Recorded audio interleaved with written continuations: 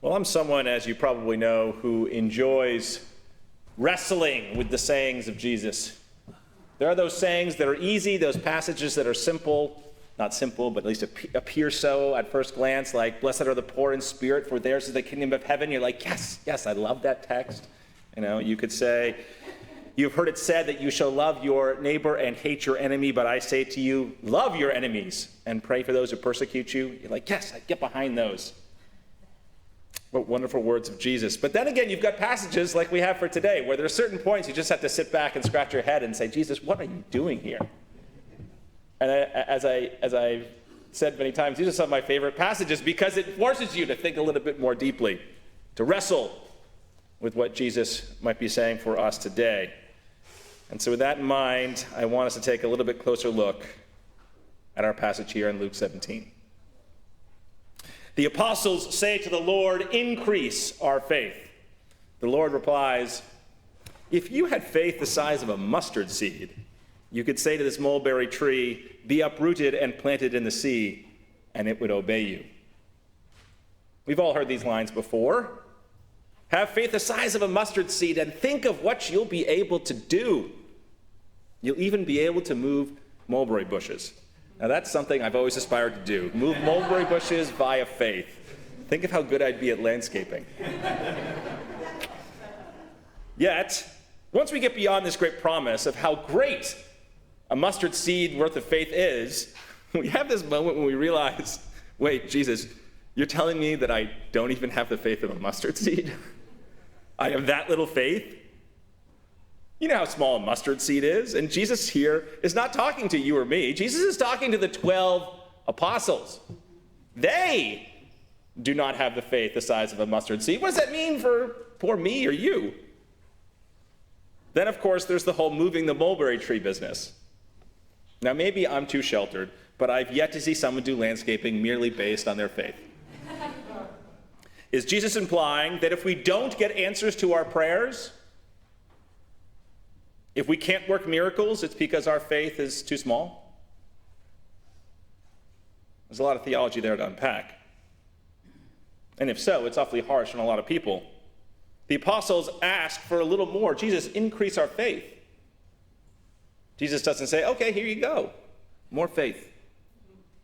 Instead, he says, you don't even have the faith of a mustard seed. Then we get the second part of this text. Who among you would say to your slave, who has just come in from plowing or tending sheep in the field, come here at once and take your place at my table? As it happens, I don't have any slaves, so it's a little hard for me to relate to this text. But even if I did have a slave or a servant, the word in Greek is the same, I would imagine that I probably would invite my servant to have meals with me pretty often. That doesn't seem like a big stretch. But for Jesus, the notion of sharing a meal with his servant after a hard day of work on his behalf seems ridiculous. Jesus says, would you not rather say to him, prepare supper for me, put on your apron and serve while I eat and drink. Later you may eat and drink. Do you thank the slave for doing just what he's commanded? Well, yes, Jesus, I would thank my servant for doing what I asked. And then we get the real kicker. So you also, now it turns to you also, when you have done all that you were ordered to do, say, we are worthless slaves. We have done only what we ought to have done. We are worthless slaves. I'm sure that goes over well with all of you. See, this is one of these texts. It's tricky. Now, I could do a typical deep dive exegesis, that is a close reading interpretation of this text. But this morning, I want to try something a little bit different. This morning, I want to continue my theme from last Sunday and bring in some of the insights from my recent sabbatical. As I pointed out last Sunday, by looking at other cultures and religions, we can learn a lot from them and approach our own faith with new eyes. Maybe we can do the same thing here with this troubling passage. Perhaps Hinduism, for instance, can help us make sense of it, particularly the concept of yoga. I'm sure you're probably pretty confused right now, but just bear with me. One of the places I visited in my Indian travels was the city of Rishikesh. Rishikesh is known as the world home of yoga. The city has a beautiful natural landscape, and it sits along the river Ganges with tree-covered hills coming right down to the shore. I stayed in the old section of the city with its ancient narrow streets. Wandering through those streets, I passed one yoga studio after another. Now, these were not particularly fancy yoga studios, but they were pretty well attended. People come from all over the world to learn yoga from the best there in Rishikesh. Across the river is one of the best-known ashrams in India, where gurus guide people along their spiritual path. And a quarter of a mile away from that ashram are the ruins of what was known as the Beatles ashram, where the Beatles came in the late 1960s. The guru there was so famous that he graced the cover of Time magazine back in the 1970s, proclaiming a way to greater human unity through Indian spiritual practices. Yoga was everywhere in Rishikesh. But one thing I learned is that the concept of yoga in Hinduism is far more than the meditative exercises with various asanas or positions. That's what we in the United States think of when we think of yoga. But that type of yoga, hatha yoga, is relatively recent in its development. That goes back to only the Middle Ages. The concept of yoga, more broadly considered, goes back thousands of years to the ancient scriptures of the Hindus known as the Vedas. So if yoga is more than just holding difficult bodily positions and trying not to fall over, what is it? Well, in Rishikesh, I picked up a copy of The Autobiography of a Yogi by Paramahansa, I knew I'd mess up his name, Paramahansa Yogananda, usually known as Yogananda. Yogananda was an Indian guru, a yogi, one who had mastered yogic practices, who came to the United States in the 1920s and spent his life teaching Indian spirituality to interested Americans until he died in 1952. He established the Self-Realization Fellowship to promote his ideas and techniques. Over the latter half of the 20th century, his autobiography, the very book that I picked up in Rishikesh, became a cult classic.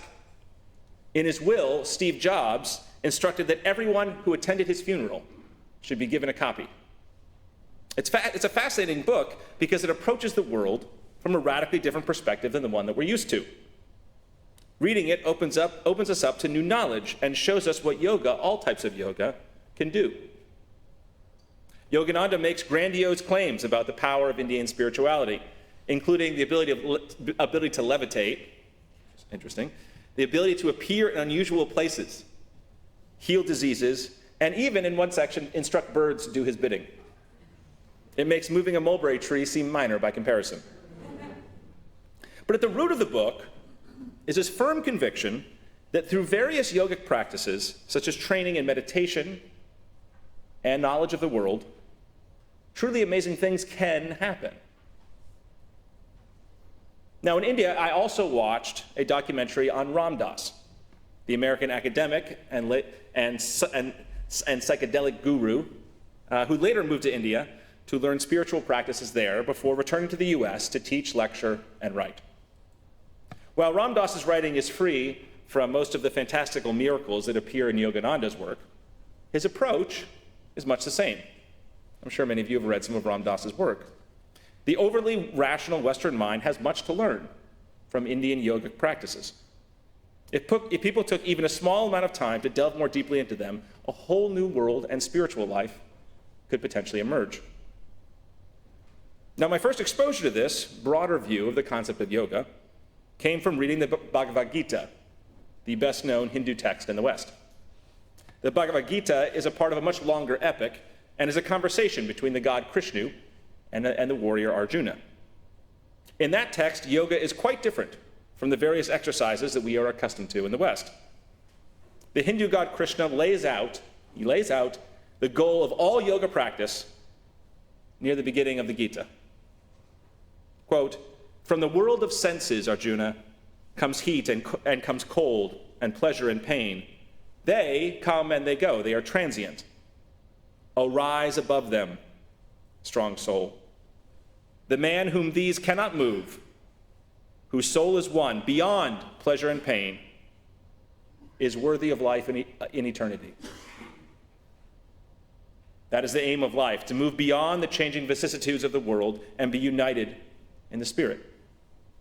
That is how we achieve true liberation in death.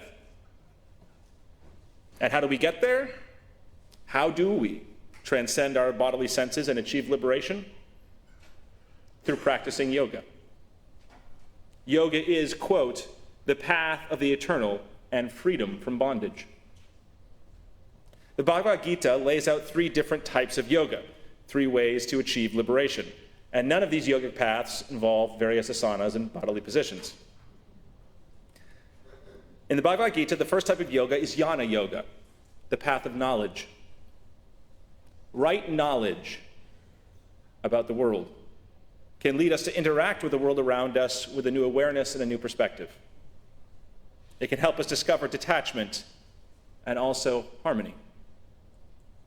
Several years ago, we read as a congregation, at least many of us, the great book by Anthony DeMello called Awareness. And we saw him lay out in his own way that path of jnana yoga. See the world for what it actually is. Be awake. You're unhappy now because you live under various delusions about what matters and what you think will bring you happiness. You need new understanding to move to that next level. This type of yoga requires both knowledge of the truth and then, of course, deep reflection and meditation on that. The second type of yoga in the Bhagavad Gita is karma yoga, known as the yoga of action. And here's what Krishna says about that. Quote, not by refraining from action does man attain freedom from action. Not by mere renunciation does he attain supreme perfection.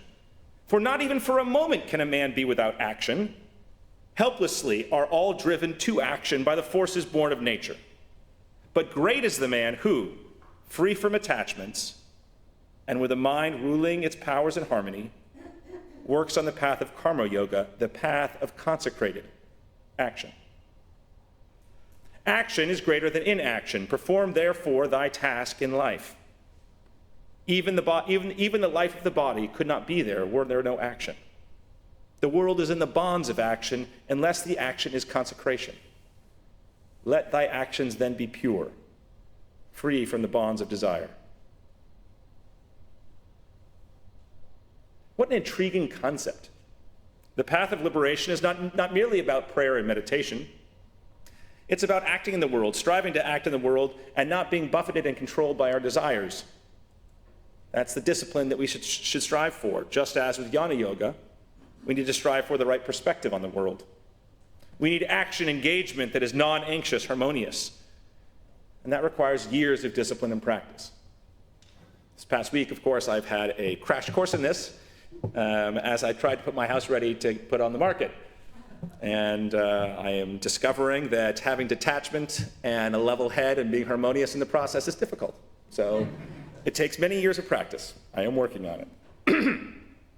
Now, the final path of liberation in the Bhagavad Gita is bhakti yoga, the yoga of devotion.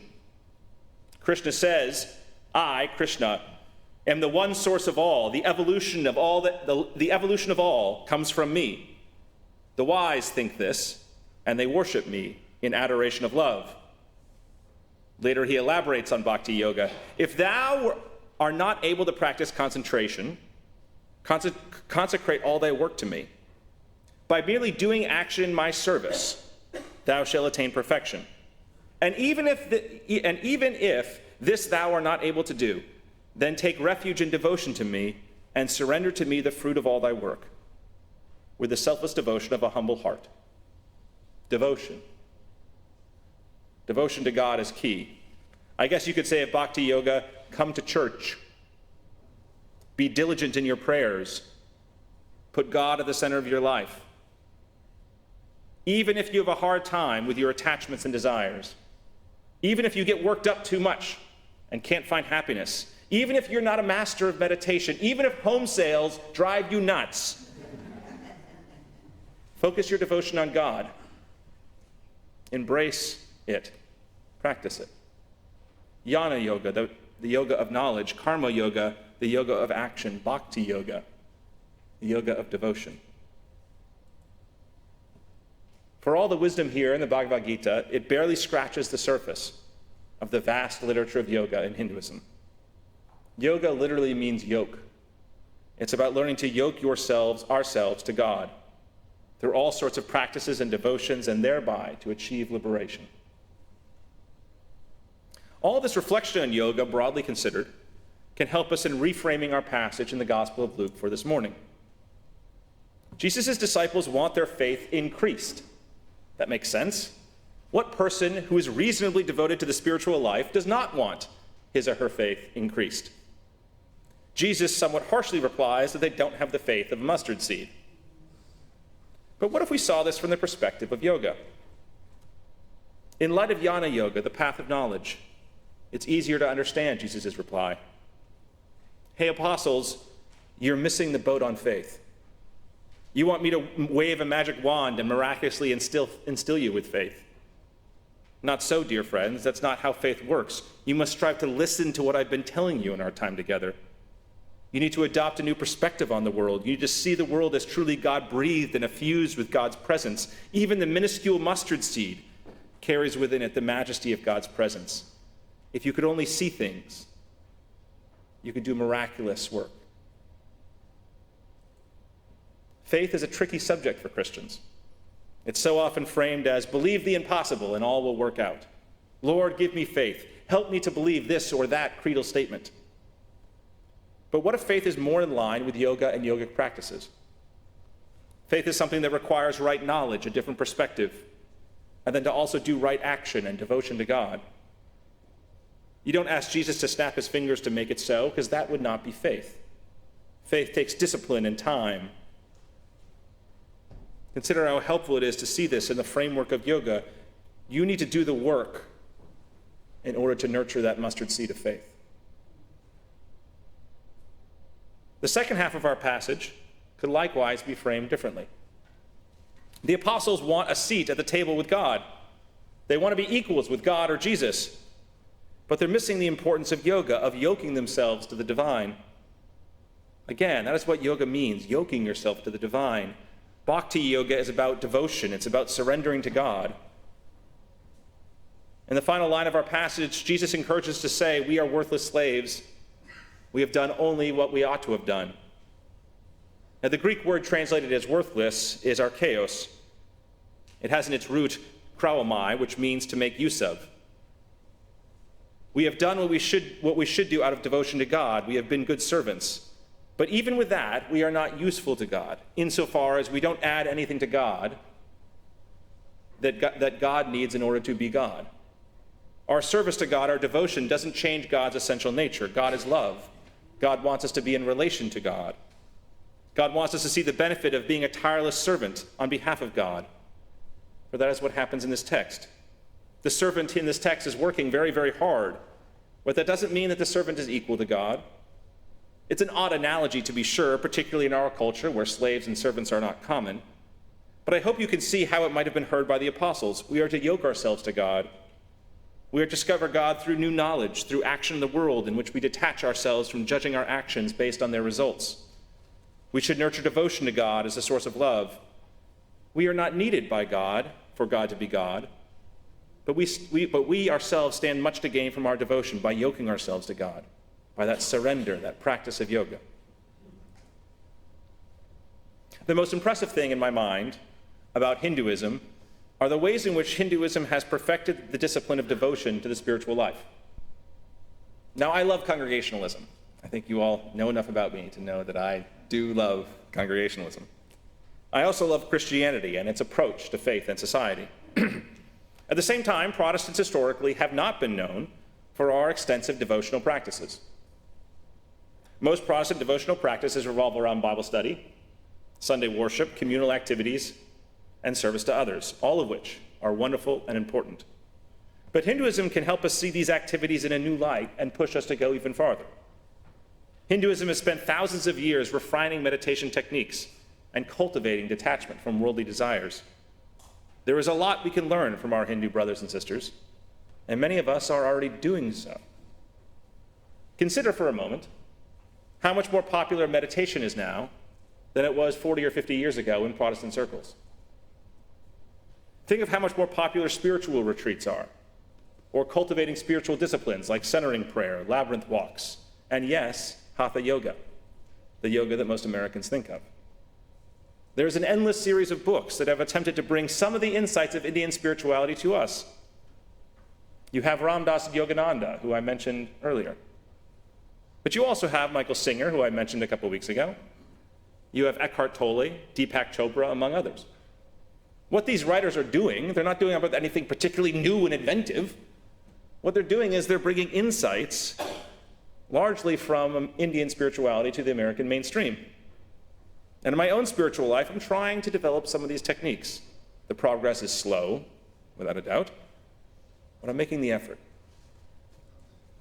If we want to increase our faith, we need to search out the mustard seed, those practices that can cultivate the right awareness in life. And like the mustard seed, it can start in a very small way. But amazing things can happen. Our devotion requires work, just as the servants worked so hard in our text for this morning. Our faith journey is indeed a lifelong practice, not just a once-for-all committing yourself to Christ. Let us seek out where we as individuals need to go next. Let us learn from the insights of yoga, and let us truly increase our faith.